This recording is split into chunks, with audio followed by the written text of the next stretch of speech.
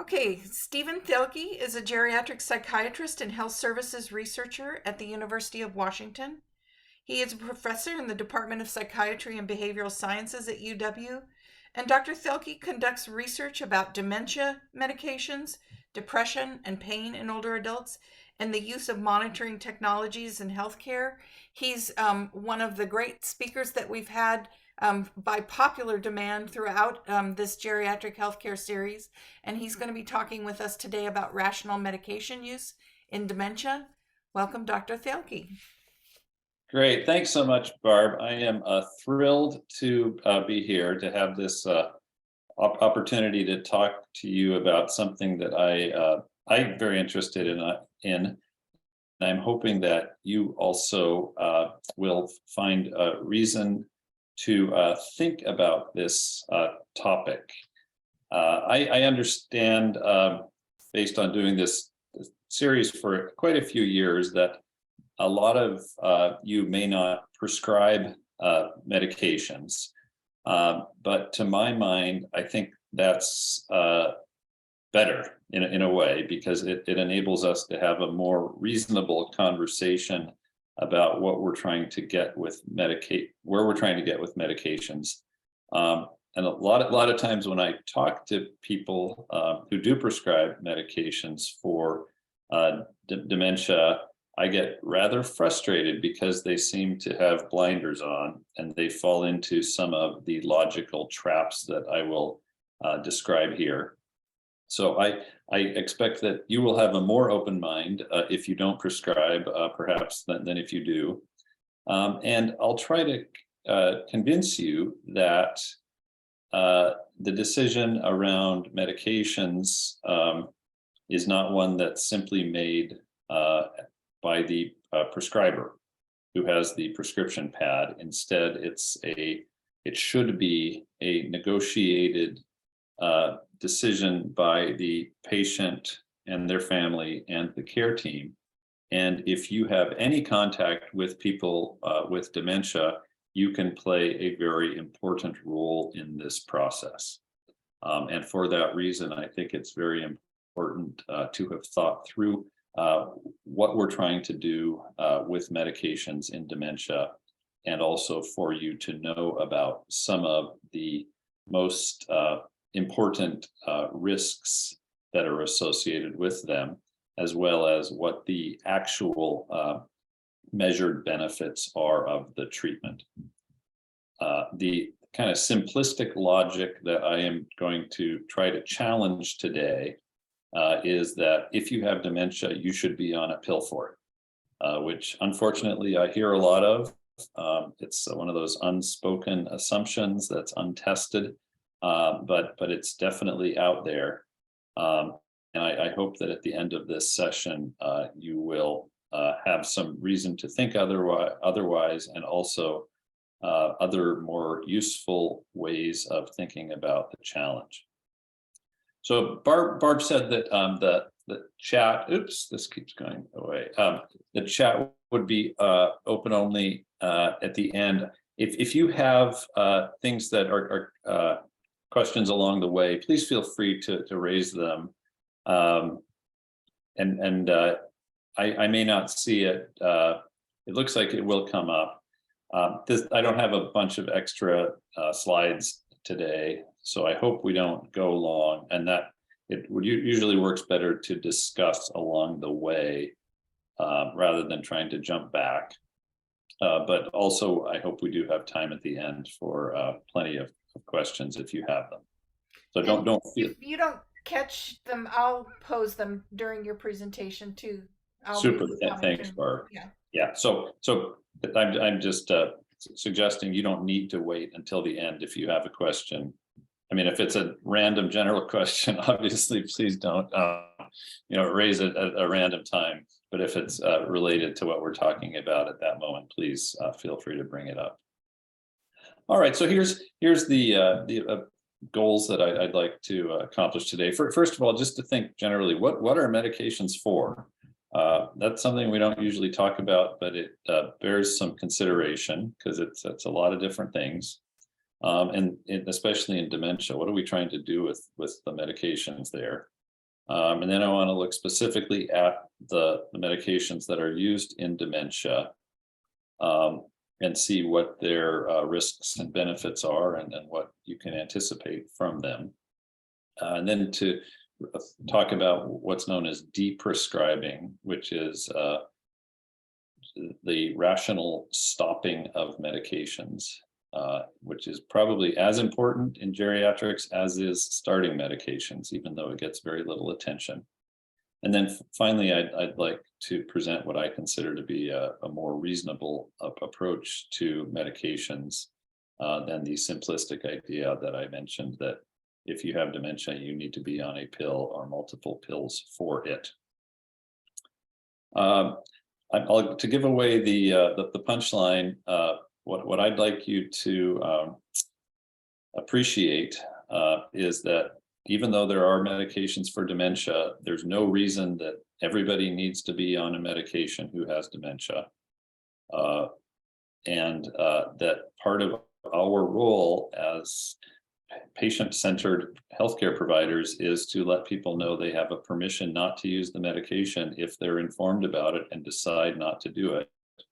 And that really the decision about this should be the patients and the caregivers and the families, and not ours. There's no right or wrong here that we're trying to get to. Instead, the right solution is for patients, families, and caregivers to be educated about what the medications are, and then to let them make a reasoned decision about what to do.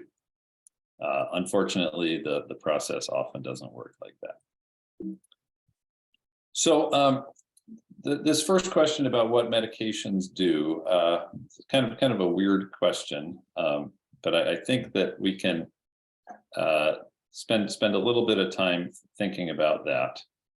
So Lisa made the interesting observation there that at SNFs, nurses were against medications unless the family pushed for it. So there again is a good case of how it's important for everybody to be on the same page about what to do, and for us to talk about who the decision makers are and how we can get there. Thanks for bringing that up there. I look forward to talking about that more at the end. So this question of what medications do, we'll think about, and then about what we're trying to accomplish with them in the setting of dementia, and what we can do to ensure that when we do use them, we're getting a bang for the buck, that it's not just giving a pill for the sake of giving a pill, and how we can have a process around this to make sure that there is a full discussion about what where we're getting. So I when I was trying to put this together, I realized that different medications have different reasons. And I don't think I ever came across any formal or systematic approach to this, but really the different pills or treatments that people use in medicine have really very different desired outcomes. And this is a rough list, but I think it gives you some idea of what these differences are. Sometimes you're trying to fix the problem. Like if you've got an infection and you give an antibiotic for it, the antibiotic kills whatever the bacteria is that's causing your infection, you're cured, you're done. That would be a purely curative treatment. On the other side of the spectrum, there are treatments that don't fix the underlying problem. Really, all they do is make you feel better. So let's say you've got an itch or you hurt and you take a pill for it. You may itch or hurt less, but that doesn't mean that if you're going to be fixed from the cause of the itch or the hurt. Like gout is probably a bad example because the treatments for gout can actually reduce the inflammation. But there are a lot of treatments that you can use that don't fix the problem. All they do is reduce the symptom. Then the third category, there's a large set of drugs that don't really make anybody feel better necessarily, but they're to prevent some worsening. So we give people cholesterol drugs to prevent worsening of plaques in their arteries that might give them a heart attack. But nobody ever says they feel better when they take their cholesterol medication, at least in my experience. And a lot of times they report side effects from it, but they are told that you should take this because it will help prevent the cholesterol plaques from building up in your arteries and giving you a heart attack. A lot of diabetes medications reduce blood sugars some, and patients generally feel better when they have lower blood sugars in general, but that there are a lot of patients who still don't like taking their oral diabetes medications because they have other problems and they aren't necessarily feeling better. But there again, the goal is to reduce the long-term complications that go along with the condition. So you're not just trying to make somebody feel better. In fact, you don't care about how they feel. What you're trying to do is help them from getting a problem down the road. Then there are drugs that the goal is purely to improve somebody's behavior or functioning. So for instance, giving stimulants to children with ADHD, maybe they would say that they feel better when they take them, but really you're more interested in how they're acting in the classroom and than you are in whether they say they feel better or worse. And the goal there obviously is not just immediate short term, but you'd say, well, they're doing better in the classroom because of their meds, and therefore they're learning more, and they'll lead a happier life. But again, you're not trying to make the individual who's taking the pills necessarily feel any different. You're trying to accomplish something else. And then there are some other pills that can reduce bad outcomes in general, or increase your lifespan, even if they don't specifically accomplish any one good. A lot of the rationale for like baby aspirin was that when people took baby aspirin, they lived longer and had less heart attacks. And that interestingly has been challenged lately. So it's not as easy as it might seem at first glance. But there are some cases where we use a pill just with the goal of increasing longevity. Let's call it that. Then there's a final category that doesn't get talked about much, which is that when you prescribe a pill, people leave your office. And in pediatrics, this is often how pediatricians talk about antibiotics that parents come in and want for their kids' ear infections. So the kid is there pulling at their ear, screaming. The pediatrician knows that there is no data that antibiotics will help shorten the case of otitis media in certain situations, and that it builds antibiotic resistance. But the only way to get the parent to leave the room happy is to give them a prescription, unless you wanted to spend half an hour explaining things. This is obviously a little bit sarcastic, but some of the people I've worked with in pediatrics have described it like this, that they're sometimes pushed into using treatments that they don't consider evidence-based, but in order to make the parents happy and to end the visit, it's necessary to prescribe a medication. So all of this is to say that it's not like pills are there in order to accomplish any one thing, and that we have a list to pick from when we're trying to accomplish things in our use of medications. So the question in dementia there is, what are we trying to get better? Are we interested in the patient's score on a test? We're going to say, well, we're going to give them a medication with dementia and their score got better. They're in the green zone. Therefore, it's worth it. Or are we looking for caregiver burden to go down? Is that the goal? Or are we trying to increase the patient's ability to carry out activities? Or are we trying to keep them at home longer without the need to go into nursing home care? Any one of these might be a reasonable goal, but it's difficult without figuring out from the patient and their family exactly what the goal is. So without picking what you're measuring, you can't tell if your treatment is making people better, if it's doing nothing, or if they're getting worse. I hope that makes sense. This is a little bit of a circular logic, but I think that the basic point makes sense. That when you're using a pill, it is of value to decide what you're trying to accomplish with it, so that you can get there instead of just giving it for the sake of giving.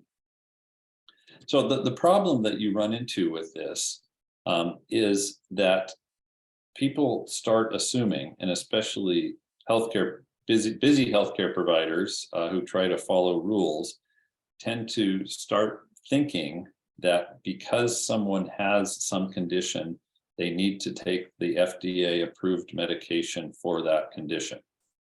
You have diabetes, so you have to take an oral hypoglycemic agent.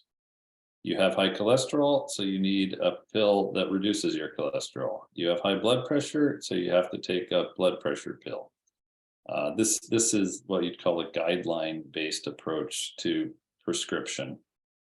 There's been some very interesting work about what the consequences of this are if you follow through on them.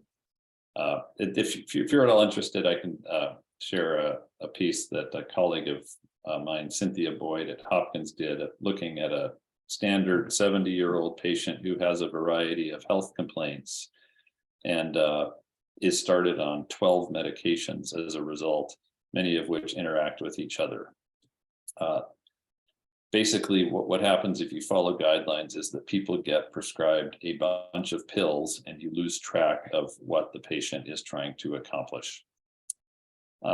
It would all be fine if pills worked perfectly, but they all have costs, both material costs and consequences, and also risks that go with them. So the challenge that we're faced with any medication is what to do with the trade-off between the benefit, the good that you're accomplishing that whatever goal it is, and the risk and the cost. So if your goal is cognition and you get 2 points increase in cognition, but diarrhea, is it worth it? And most importantly, who is it who gets to choose what those goals are, and who gets to quantify or make the final judgment on that trade-off between goals and the risks and the costs. All right, so that's the end of my general rambling about medications, and now I want to turn to dementia. And if you're going to remember one thing from this whole series, from what I've talked about both in the last lecture and today, it is this: that dementia is by necessity a deteriorating or worsening or progressive condition. If somebody does not have worsening, then they probably don't have dementia. And as we talked about in the first lecture, the key factor in that worsening is functional change, functional decline. So if somebody does not have functional decline, they probably don't have dementia. They've got something else. You might say, well, what if there was a treatment for dementia that fixed it? Then I would say, well, that would be great. But if somebody is fixed of dementia, then we probably shouldn't even say they have dementia anymore. We could say they used to have dementia. But anyways, we don't have those treatments, and I'll attempt to show you that through some of the data about what happens in medication trials. But given this, as you can see, as you go through time, people are going to get worse.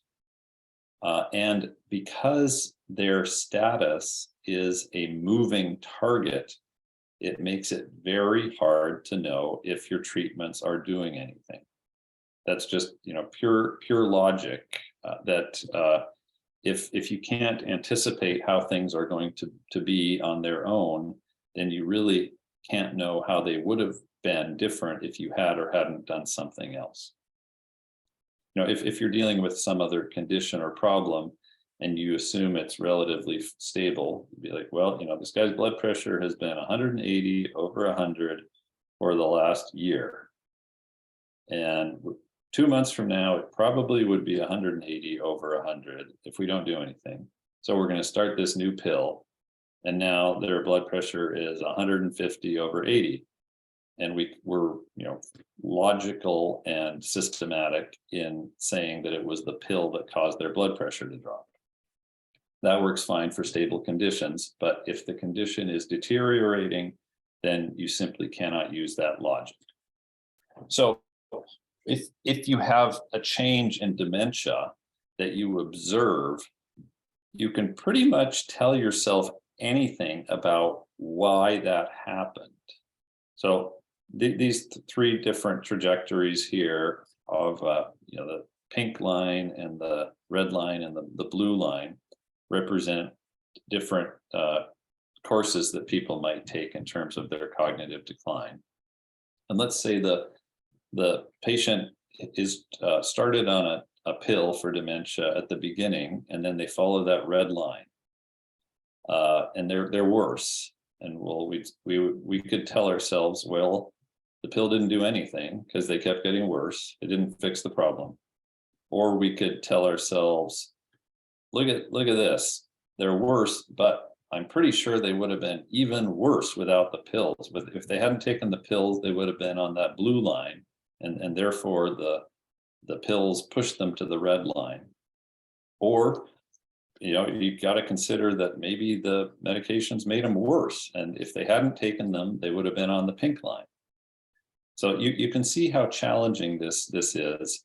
And from having done a double-blind placebo-controlled study of stopping dementia medications, I can tell you that there is just no logical solution that would allow you to say what would have happened if you had done something different. It's just impossible, because it requires you to consider an alternative version of the present. It'd be like going back in time and saying, well, let's say we hadn't done this, what would things be like? In some cases, you may be fair to draw conclusions from that type of reasoning, like in that blood pressure example.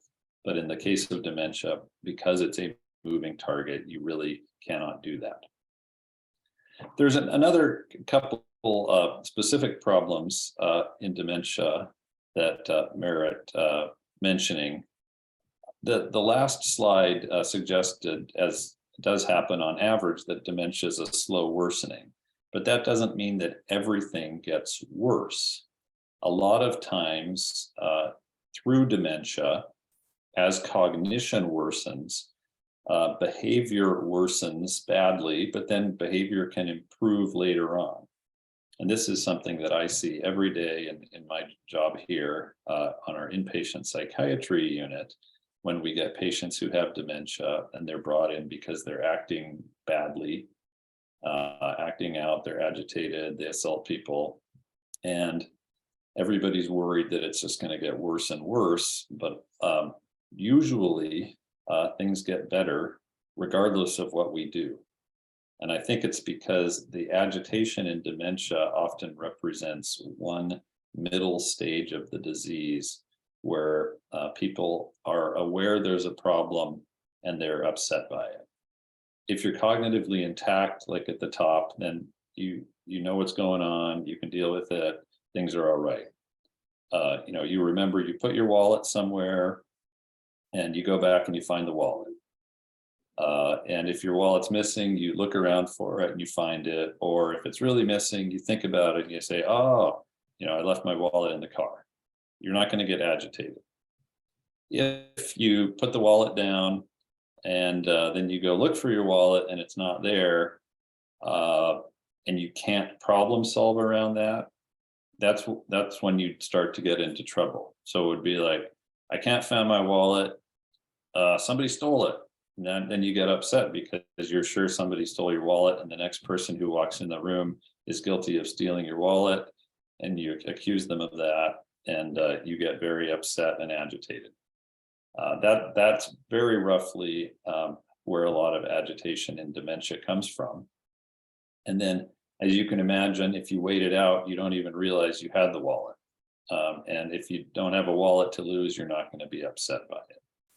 So this is elaborate and a little bit overgeneralized, but what I'm suggesting is that because there are stages in certain problems with dementia, you can't attribute changes that happen to your responses to them. So if you started the medication at the end of the time that the person is upset and soon they're losing their awareness, the patient would have gotten better anyways. And you attribute the improvement to starting the medication.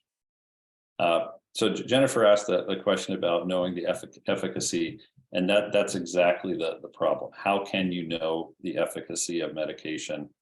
I'm going to get to this issue about does medication slow the progression of disease, and I will argue with the point and show a lot of data for it that it does not slow the progression of the disease. The treatments we have now are symptomatic, and there are no demonstrated ways of looking at the data to say that actually the treatments changed the long-term course. I'll show you a package insert from donepezil that shows as much. So then the question is, what's the reason to take the medication? And we'll come to that. The goal is that you would be treating the symptom, that it's a symptomatic treatment that would improve the individual's functioning for a while. But as we'll see, there's a lot of uncertainty about what really is accomplished through that. So great question. Anyway, so the point here is that because dementia isn't just a worsening in everything over time, once again, it's like a moving target that's very hard to pin down. The other way of putting this is to say that these symptoms fluctuate over time, and if you start the treatment at the green square, you have a much more uphill battle to make an improvement.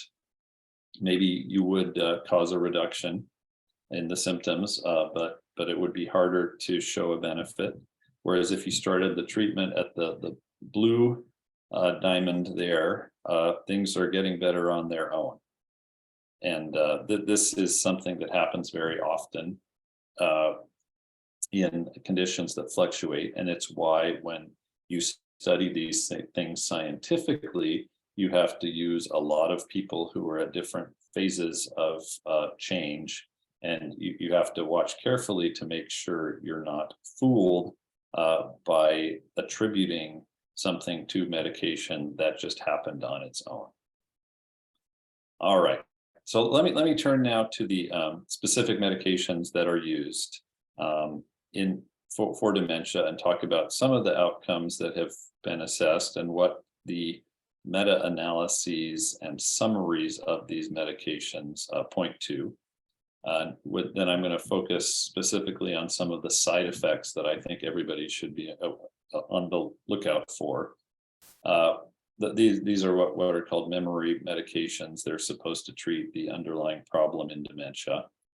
Then I'll look at the medications for behavioral problems in dementia, and finally medications for other conditions, and in particular depression in the setting of dementia. So the pills that are marketed and are FDA approved for the treatment of Alzheimer's dementia are known as memory enhancers.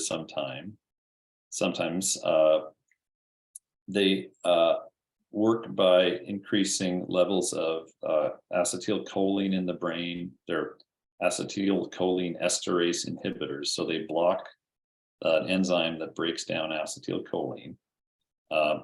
Unfortunately, it's not like acetylcholine controls memory. Memory is an extremely complicated phenomenon in the brain that doesn't involve just one chemical. It's not just in one particular part of the brain, it's global. We understand a little bit about how memory is laid down and retained and processed, but it's still very mysterious in a lot of ways. And all that is to say is that we don't have any pills that specifically improve memory globally. I'll show you that the data for the cognitive outcomes, and there's some boost in cognition, but it's not like these are fixing memory problems, nor when you give these pills to normal controls do their memories get better. You can enhance cognitive functioning with drugs like caffeine or stimulants, but those don't preferentially impact memory. So the drugs that are approved are cholinesterase inhibitors, and then there's another one, memantine, that I won't spend too much time on, that works in a slightly different way, but is supposed to accomplish the same goal.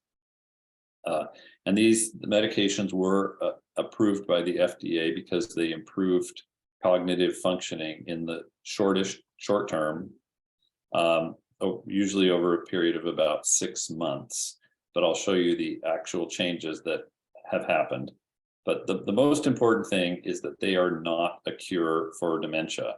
They do not fix dementia. They do not reverse the changes that have happened in dementia. And they really do not change the long-term course of the disease. They improve cognitive symptoms in the short term. And if you think about what a cure would be like, these medications are really nothing like a cure at all. And they really should not be sold as such, even though they do get marketed as such. To step back just a little bit, this is not about prevention today, but I want to point out too that based on large reviews, there are no pills that we know of that prevent dementia or that greatly change the likelihood of transitioning from mild cognitive impairment to dementia. So yet again, memory is a mysterious thing. Dementia remains poorly understood in a lot of ways, and we do not have ways that we can stop people from getting dementia. There are many promising approaches, but currently there is no guaranteed way that we can help people from developing dementia, including lifestyle factors which are associated with dementia but are not necessarily the targets for prevention. I think I gave the example in the first talk I gave about a patient of mine at the VA who was a Jehovah's Witness, never had drank or smoked in his life, lived on an organic farm, ran marathons, had the healthiest lifestyle that anybody could have. All of his lab values were good. You know, at age 70, his labs were as good as a 20-year-old's, and he got dementia. And then we have people who have bad diabetes and hypercholesterolemia and are overweight and never exercise, and they don't get dementia. So there's just no necessary correlation between somebody's health status and whether they're going to get dementia or not. Multivitamins. Yes, so great question there, Shelley. Once again, an interesting epidemiologic observation. Similarly, people have found that in individuals with certain health factors like lower cholesterol get dementia at lower rates. But in terms of a preventative strategy, nobody has done that work. What they're doing is taking very large data sets, seeing what exposures people had, and then who got dementia.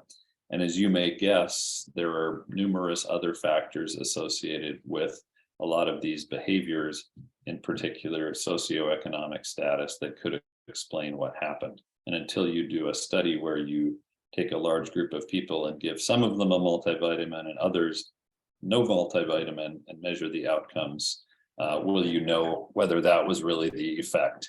And that's, if you're interested, this document, the NIH consensus statement, is a good example of that, because they review the actual trials that attempted to reduce rates of dementia and found that there were none of them that held up scientifically.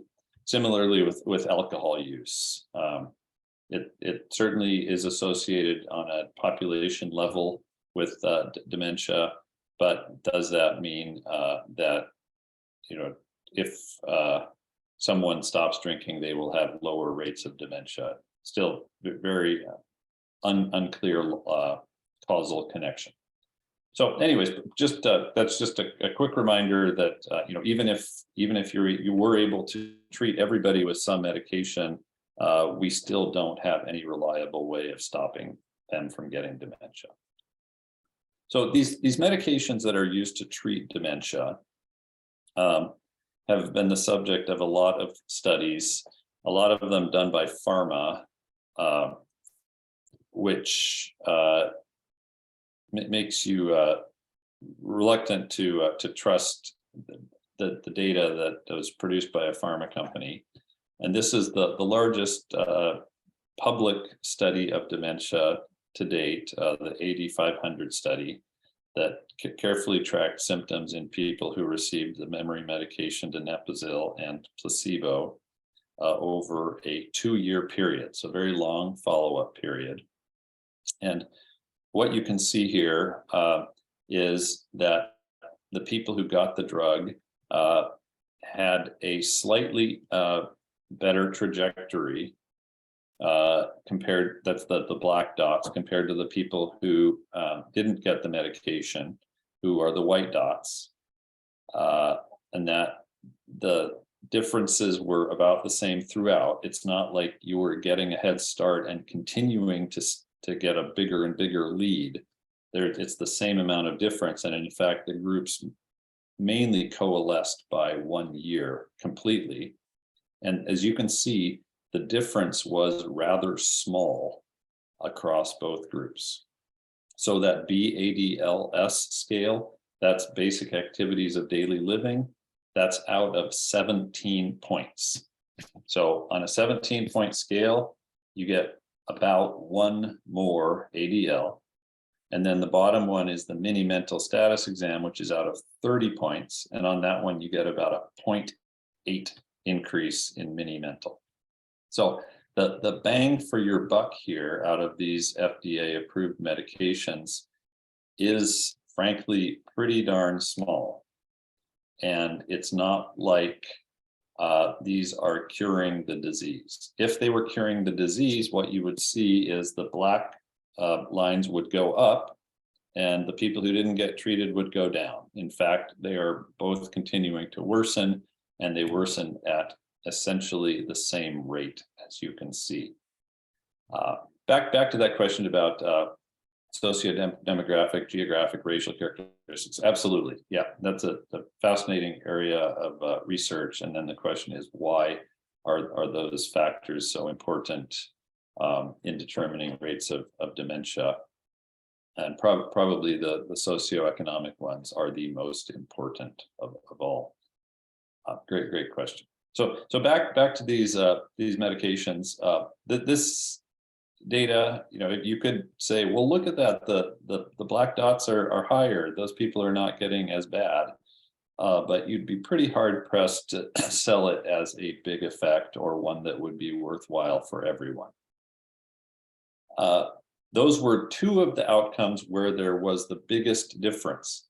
They assessed various other outcomes in this study and found no difference in behavioral and psychological symptoms, caregiver's psychopathology, which is how much distress that the caregiver felt about being a caregiver, in the costs of care, the amount of time that the caregiver spent in caring for their loved one, in other bad health events, or in deaths. So the one on the bottom is the activities of daily living. Okay, this is the serious decline in functioning measure. And what they found there, as you can see, is that the 2 bars overlap. So what we would say from this research is that these medications give you a small boost in your cognition and maybe activities of daily living, but they do not fix the problem. And the gains seem to be lost over time. Obviously, that's just one trial, but when careful scientific review groups have analyzed all of the trials that are available, they come to this same conclusion. So this is from the British Medical Journal, starts with that assumption which is that these medications, the cholinesterase inhibitors, improve functioning, but actually when they review the literature in a scientific way, they find that the benefits were minimal and that the recommendations for using these drugs do not seem to be evidence-based. So it's very unfortunate, but it's kind of where we are at in terms of these medications. And what you see in public is not this data, and you don't see the package insert. What you see is the ads, like the one at the bottom right, that makes it look like this guy's at home because of Aricept, and Aricept helps him be like himself longer. It helped keep patients in the community for more than 5 years. And then you got a lot of asterisks, proven effect on cognition, function, and behavior, several asterisks. And if you look at the asterisks, what they are is reference to a single study, not these meta-analyses. And when you read the package insert from the maker of the drug for donepezil, you can see that there is no evidence that donepezil alters the course of the underlying dementing process. So to answer that question that came up before about, I've heard these medications change the course of the disease. If you don't trust me, you can trust the maker of the drug, who has to admit that the drugs do not change the course of the disease. And that's probably the most important thing to remember about them, but it's also at times the easiest to forget, especially if you're enthusiastic about trying to use one of these medications. I'm not going to spend much time about memantine, but I would encourage you just to look at this graph and decide which of these groups would you want to be in. And honestly, it's very hard to say whether the white bars or the dark bars are better or worse. Memantine just does not have even as much efficacy as the cholinesterase inhibitors. And it tends not to be used as a sole drug either. It's that the data is based on a combination use of memantine and cholinesterase inhibitors. So a summary of this data that I think is most relevant is that for dementia medications, there may be some statistical improvements that are noted, but they don't translate into things that patients or caregivers care about. I'm going to use for context another intervention, a non-medication intervention that involves caregiver support. This is work by Mary Middleman, who's a nurse researcher at New York University, where she took caregivers of patients with dementia, gave them education about what is involved in dementia, talked to them about the importance of self-care in being a caregiver, screen them for depression, help them connect with community resources, and did nothing for the patient except basically watch them while they had meetings with the caregivers. And what they found in that study is that the delay in nursing home placement was about 18 months for the people who got this treatment. The delay in nursing home placement for the cholinesterase inhibitors was 1 to 2 months in the best possible world for the medication. So the bang for your buck in the setting of outcomes that matter to patients and families really come from behavioral strategies and caring for the caregiver rather than from medications.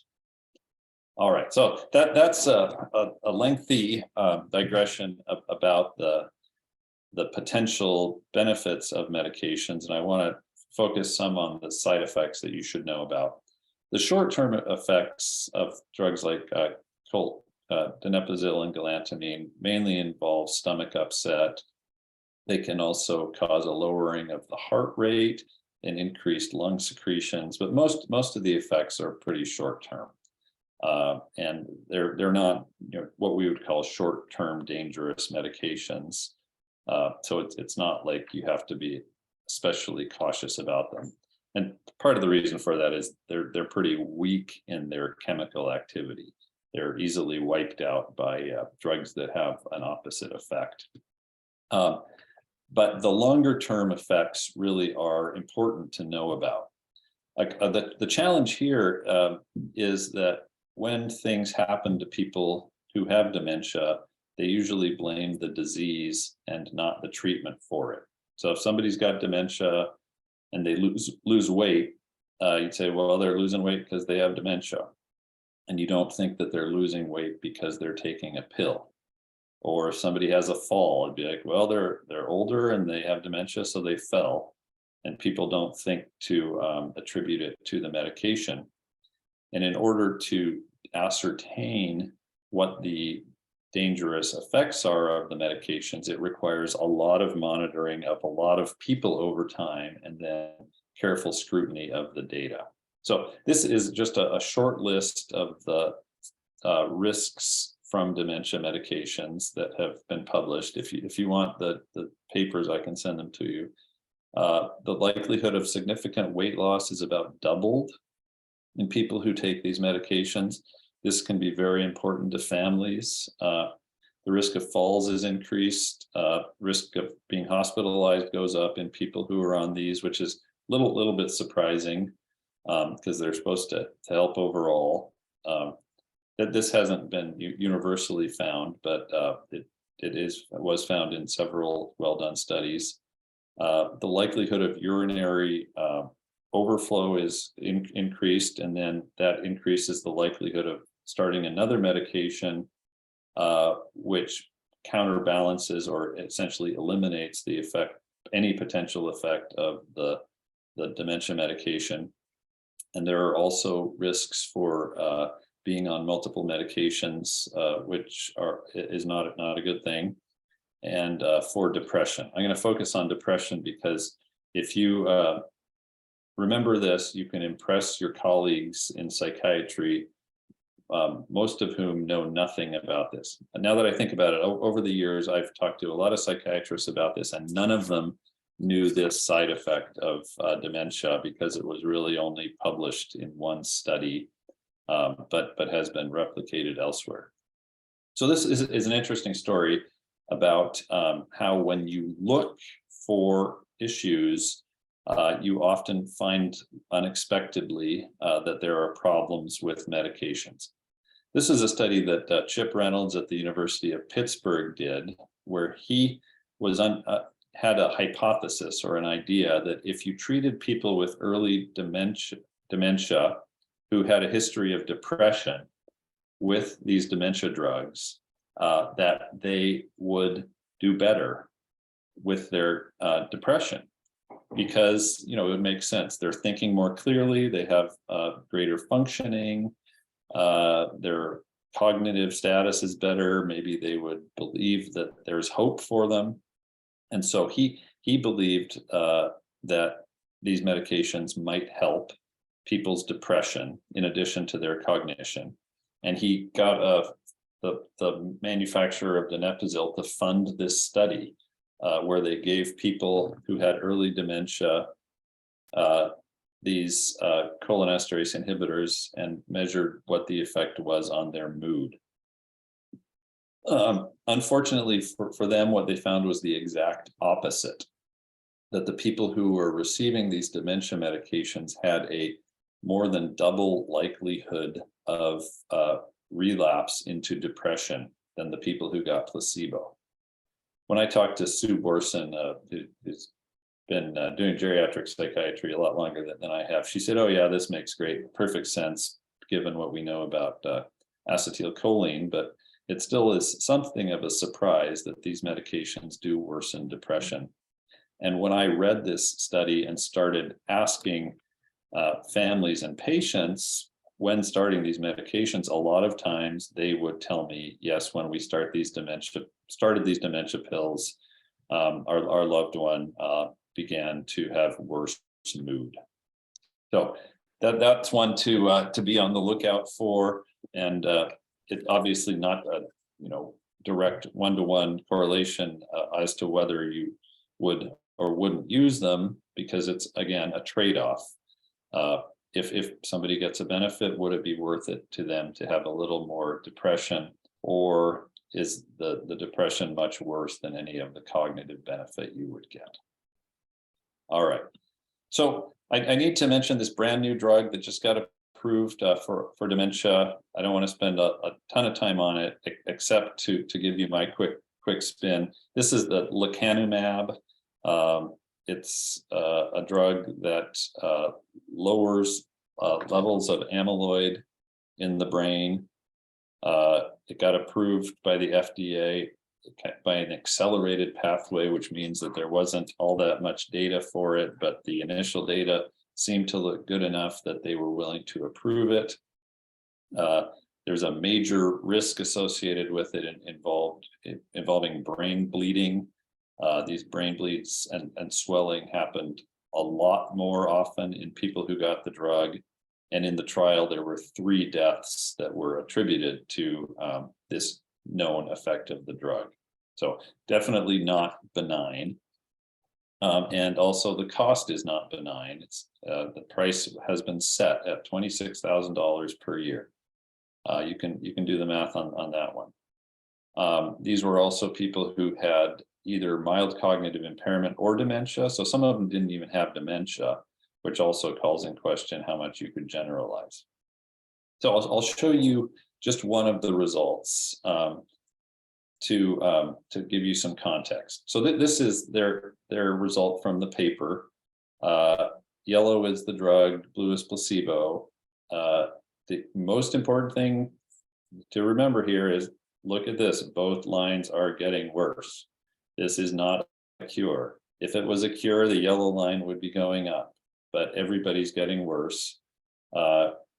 The groups do spread out more than in the cholinesterase inhibitors, but by about 12 months, there's no difference in the difference. And then what you really need to notice here is what the scale is. So the ADAS-Cog14, it's a 70-point scale, 70-point scale. And what you're getting in group difference there is a difference of about 1 1/2 points. So you're getting 1 1/2 points on a 70-point scale. And if you use the right size graph to see what the largest and smallest possible changes would be, people didn't start at 70 or 35. They started, around 40. So potentially you could get, 50 points improvement, or 30 points improvement, or 40 points worsening on average. But what people got instead was this 1 1/2 point difference between the groups. So once again, this is being marketed as a cure that changes the long-term course of the disease. But until people come up with much better data or a treatment that improves things instead of maybe slightly decreasing the amount of worsening, we are nowhere near a cure. Now, the other thing that they did not demonstrate is that if you stop the treatment, people are going to maintain their gains. So if this changed the long-term course of the disease, you would stop the drug treatment and then people would continue to be better over time. Nobody knows that yet. It could be that at 24 months, everybody looks the same. So I think it's, when you read things in the paper, they present it as breakthrough Alzheimer's drug, first curative treatment. And it, just like the other treatments, is nothing like a cure. The people who work in this area would tell you, oh, it's a first step towards a cure, and obviously it's not. The first one's not going to work the best. But I think you need to remain skeptical of these claims, and also to remember what the real risks are and what the costs are of the treatment before you told people they should rush out to try to get it. All right, let's switch gears now and not talk about the primary issues in dementia, but rather the consequences, mainly involving agitation. And this is the saddest bit of news I have around that, and the biggest challenge I have in my work, which is that despite lots and lots of effort, there are no FDA-approved medications to help treat behavioral problems in dementia. It just, lots of people have tried lots of medications. None of them have ever worked consistently enough to provide a benefit. Therefore, everything is trial and error if you're trying to manage behaviors. This is also a bit liberating because you can always say, well, there's no official way to do it, so what I'm doing can't be wrong. But unfortunately, that often leads to people throwing a bunch of medications at a problem and sometimes causing more problems than they solve. The drugs that we use the most are antipsychotics. And there's one extremely important risk in antipsychotics that everybody should know about who works with people with dementia. And I'm going to try to frame this in a kind of reverse way, that if there was a new treatment that came out that reduced the risk of death by 38%, like a 38% death reduction, that would be huge news. Everybody would want to hear about it. It would seem like a wonder drug. It would be marvelous. But actually, what this is not giving people antipsychotics who have dementia.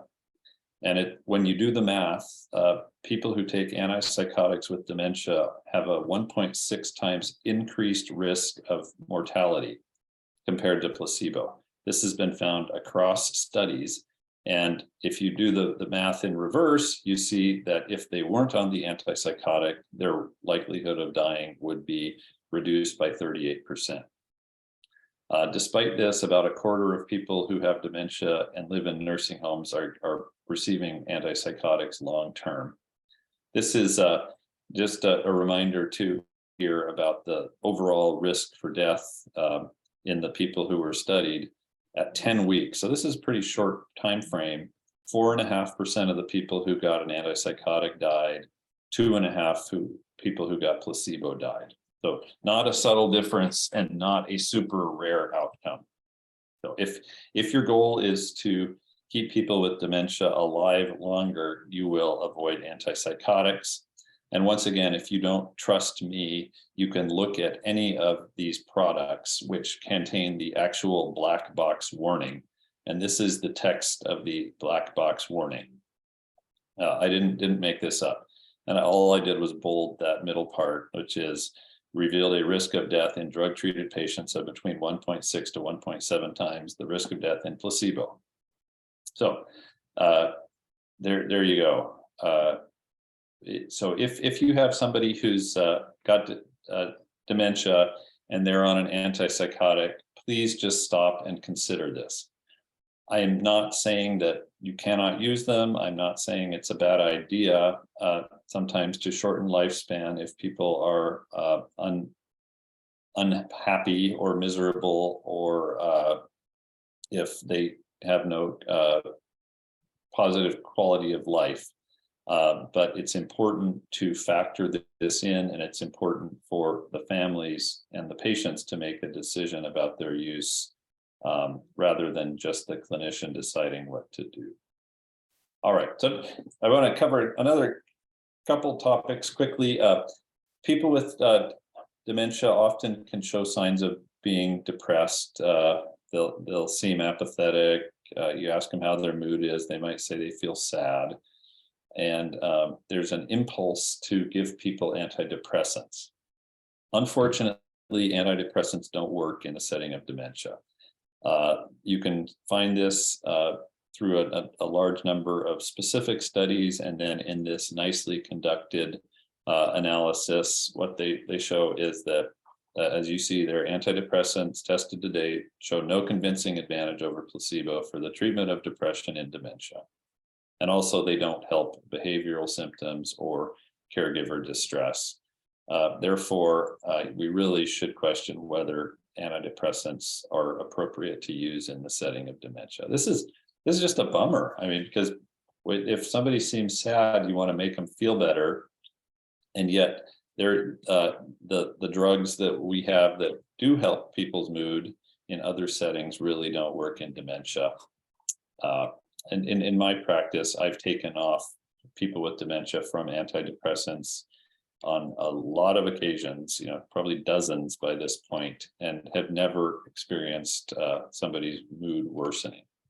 So the reason for this, I think, is pretty simple, that as your neurons die in dementia, your neurotransmitters are not balanced in the way that they would be otherwise, and therefore our drugs that go in there and modify neurotransmitter balances are not working as you would expect them to. So if here again, I encourage you, if you see people who have dementia, to question whether they need to be on their antidepressant. Your question about increasing appetite is perfectly timed for this next point. So when I read this work about antidepressants not working, I was kind of bummed out, because I had used those drugs a lot in people with dementia, and I thought to myself, well, at least maybe we're getting some of those good side effects, like increase in appetite from mirtazapine, or increased in sleep from mirtazapine. And sure enough, the study came out, this one, and then there's another one about appetite that suggests that mirtazapine does not seem to have a benefit for sleep in dementia. The side effect isn't even there like you'd expect it, and also it didn't stimulate appetite. So the question about stopping antidepressants when they get older and start getting dementia, that's a great question. I'm not going to say absolutely yes or no, but I will say that when you're treating people who have known dementia, you can almost all the time stop their antidepressant and not notice any difference. So it's really that it's probably doing nothing. And of course, you'd want to have a discussion about this, because people might be worried enough and consider the medication benign enough that they wouldn't want to make a change. Antidepressants for agitation and dementia, another great question. That fits in the category of these drugs that have been tested for the behavioral symptoms of dementia, but never worked well enough to get approved. And there are small studies that look good, but all the larger studies failed to show any convincing positive result. Once again, it's all off-label. I'm not saying that it wouldn't work, but that there are no guarantees at all.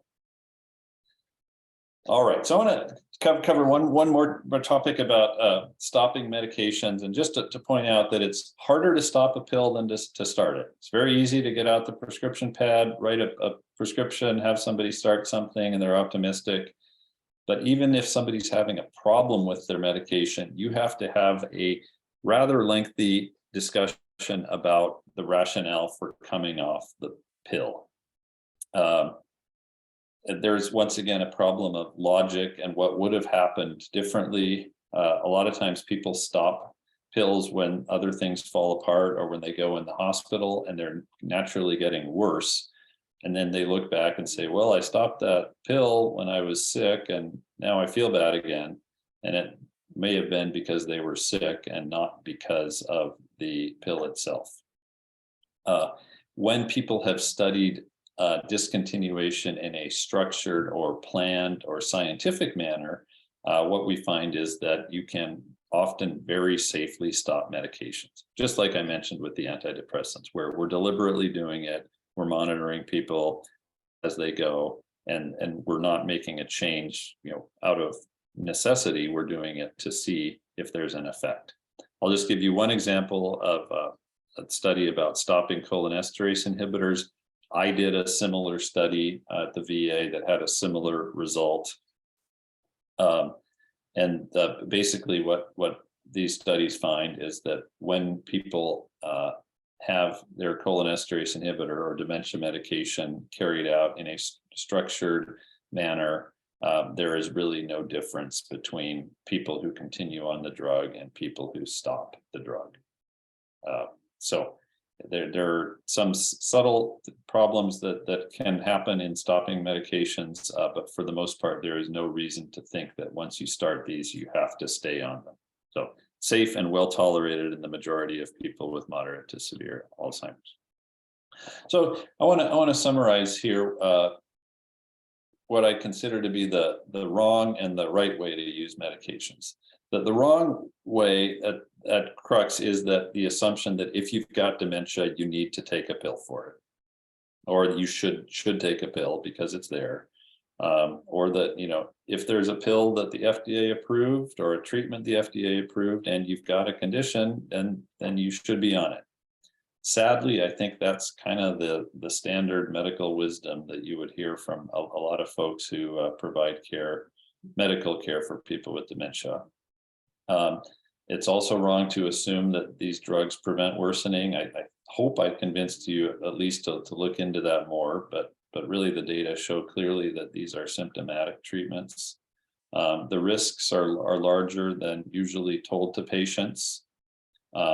Really the best approach to dementia is not pills, it's behavioral approaches and especially caregiver support. And then the idea that if you get some effect from the medication that you need to stay on it forever. If you looked at that data carefully from the AD500 study, you'd see that there was a more improvement early on and then the lines coalesced. And from that data, you would not assume that once you get improvement, you're going to get lasting improvement. This is two actual quotations that I came across that show this reasoning that I consider unfortunate. One is from the first one's from a doctor who was taking care of a patient in that trial that I did, who was very upset that we were having the patient come off the medication, and told the patient she couldn't be in the trial, and that the reason was that when the patient stopped an Episil in the past, her insomnia got worse, and therefore stopping it is absolutely contraindicated. She can never stop the pill again because her insomnia got worse. I hope you can see the problems with this, especially that insomnia isn't what you're going for, and that there are a lot of rebound effects from changes that probably resolve over time. So just this kind of illogical way of thinking about what you're trying to get to with medications. And also this very rigid idea that you have to keep taking a pill if you ever get a little bit worse in one way when you stop it. And then the lower quotation is from a family member of somebody who is considering our study, who said that they gave it some thought, but they decided not to stop it because it was better to let nature take its course. And I spend time wondering about this stuff. What do they mean by this? And it's odd. I think it speaks to the idea that somehow pharmaceuticals are just so much part of our world that you have to take them. It's like breathing. You have to take pills, and to take a step against pharmaceuticals is like, you know, pushing the river or yelling at the storm, which is also kind of bizarre, and I think sadly speaks to kind of the medical culture that we live in, assuming that medications are nature. So instead, I would propose these questions for people if you're talking to them about their medications. To talk about what the course of dementia has been like, the experience of dementia. Just what is it? What bothers them about having dementia? What isn't so bad? And then really to focus on goals. what are you trying to accomplish here? What are your values? What matters to you? That one of the 4 M's. How about that? I'm going to set that key what matters 4M. And then to point out what the risks and benefits are, to really have a meaningful discussion about that, to define what it would mean for the medication to work. Not just like, let's start this pill and see what happens, but let's determine what a success would look like. And if we don't get there, then to reconsider, and to continue reassessing, and then finally to let the patient and family know that they could try stopping if they wanted, and then if things got worse, they could restart. So thanks for that comment in the chat box. I kind of wish that was what they meant about maybe the medication expediting death, but they didn't know about the black box warning. And this was not a medication that had a black box warning. So but I'll have to think about, maybe that's another way to interpret that.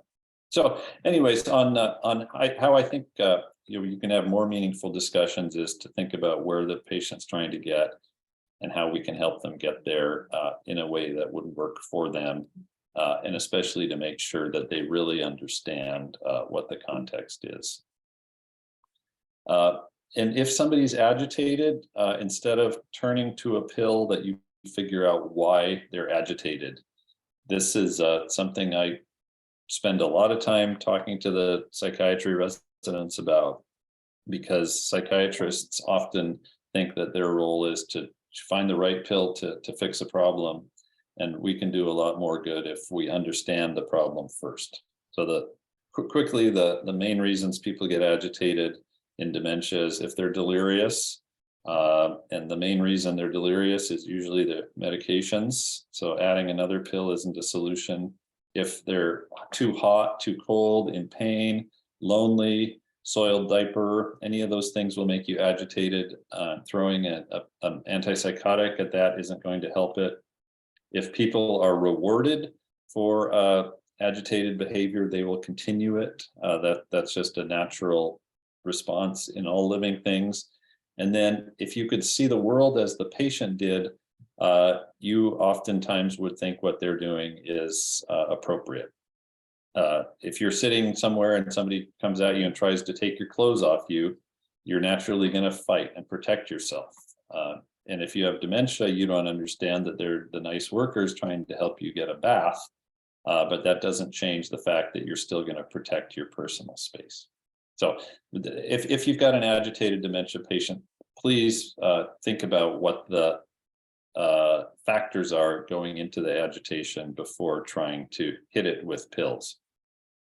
And then finally, I want to end on what I think our role in its best form can be, which is not necessarily to tell people what to do, but to give them permission to do things, and to make sure that they are making reasoned decisions.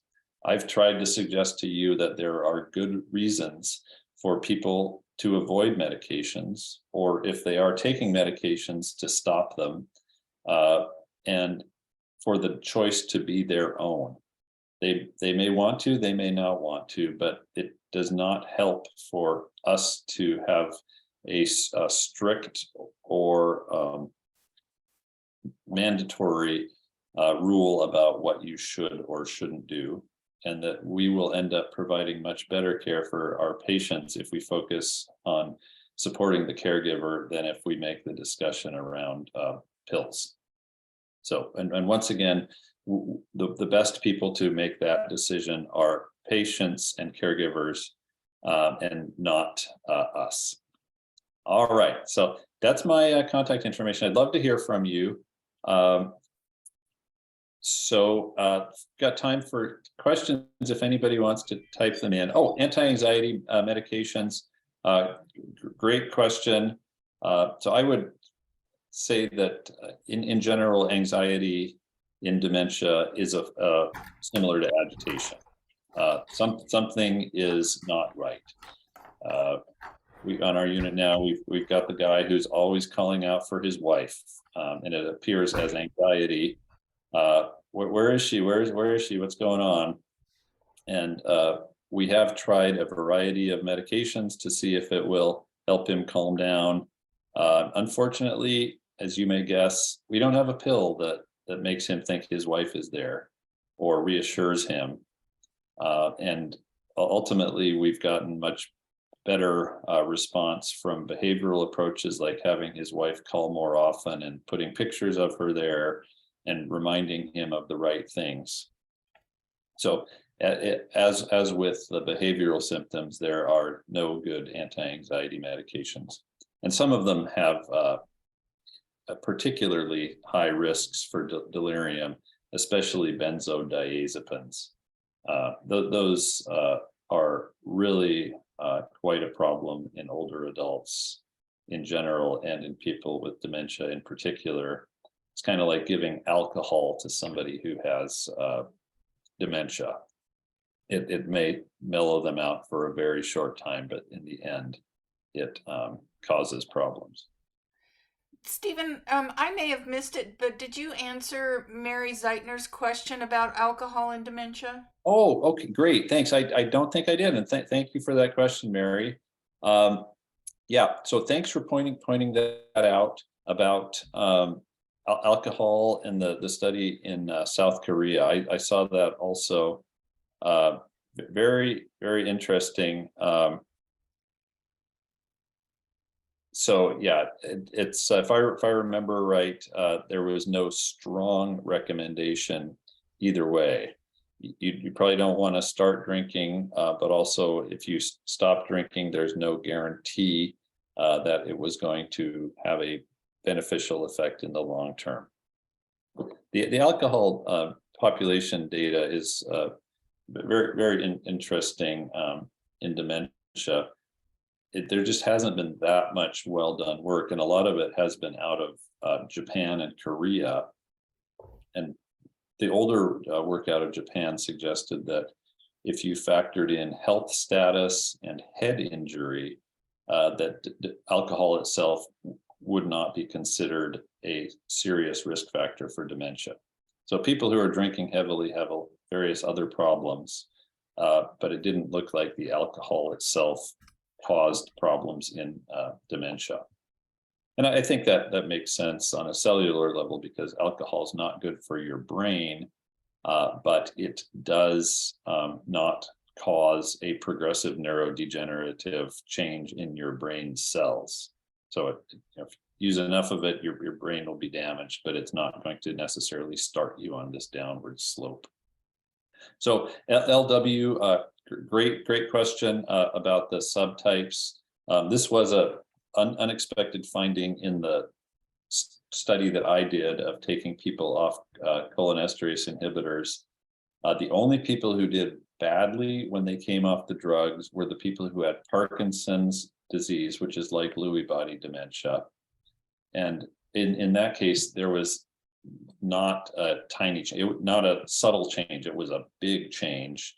Their family noticed, something's wrong here, and it was when they stopped the drug completely. When they went to a half dose, they were kind of okay. Then when they came off it, things fell apart. There were 3 patients this happened to. None of the patients with Alzheimer's had this problem.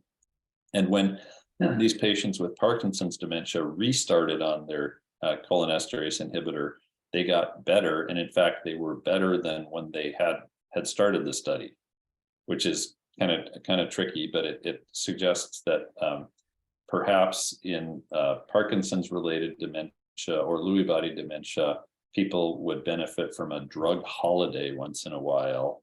And if they stop the drug and then restart it, they would get more bang for their buck. The neurologists on our study indicated anecdotally that they had more luck with these medications for Parkinson's and Lewy body than for Alzheimer's disease.